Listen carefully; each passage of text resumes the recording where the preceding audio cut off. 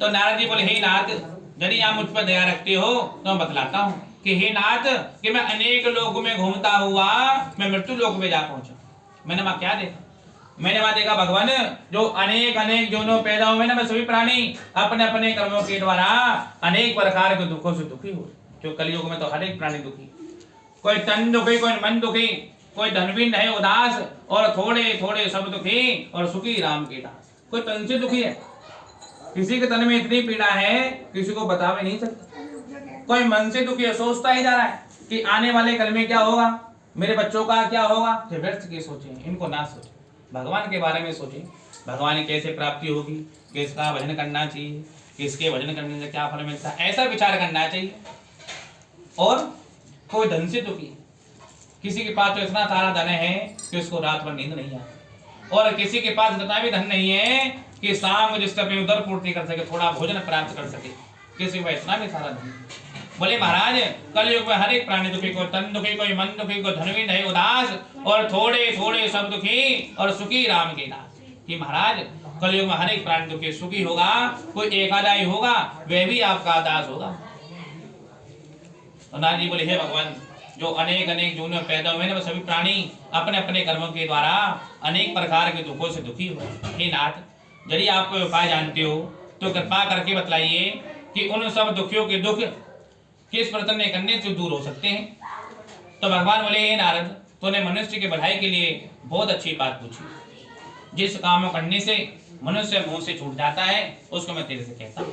बहुत पुण्य का देने वाला, स्वर्ग लोक तथा मनुष्य लोक दोनों में दुर्लभ एक श्रेष्ठ व्रत है। आज मैं प्रेम से होकर तेरे से कहता हूँ। मैं व्रत ऐसे सत्यनारायण भगवान का व्रत अच्छी तरह विधि पूर्वक करने पर मनुष्य सुख भोग कर मरने पर मोक्ष प्राप्त होता है।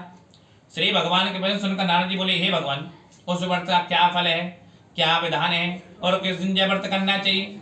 आप विस्तार से कहो, हम सुनना चाहते हैं। तो भगवान कहते कि दुख शोक आदि को दूर करने वाला, भगवान ना करे हम पे को दुख आ जाए तो उसमें भगवान को पुकारना चाहिए।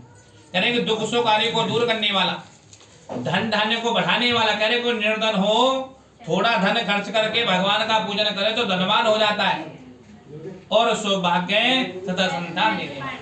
कोई कुंवारी कन्या करे उसका अच्छा वर मिलता है, कोई संतानहीन करे संतान प्राप्ति होती है, और सभी स्थानों पर विजय प्राप्त कराने वाला।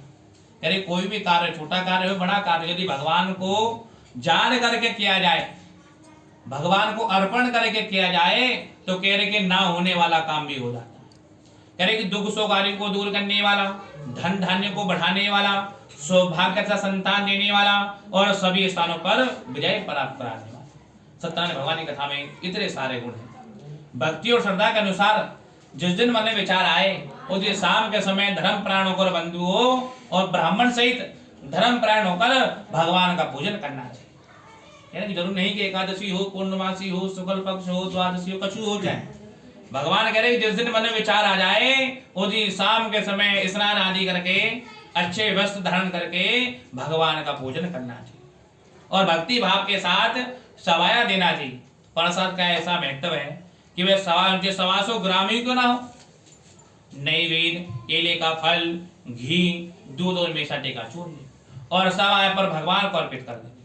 और नित्य गीत का आचरण करता हुआ समय समय सत्यनारायण भगवान को व्यतीत करता हुआ समय समय सत्यनारायण भगवान को व्यतीत कर देंगे। इस तरह का व्रत करने पर मनुष्य की इच्छा निश्चय ही पूरी होती है। विशेषकर कली काल में भूमि पर एक जेय मोक्ष का सरल उपाय है, इससे सरल उपाय और कोई नहीं है। सत्यनारायण भगवान की कथा और सत्यनारायण भगवान का व्रत ही सबसे सरल उपाय है, इससे और भी कोई सरल उपाय नहीं।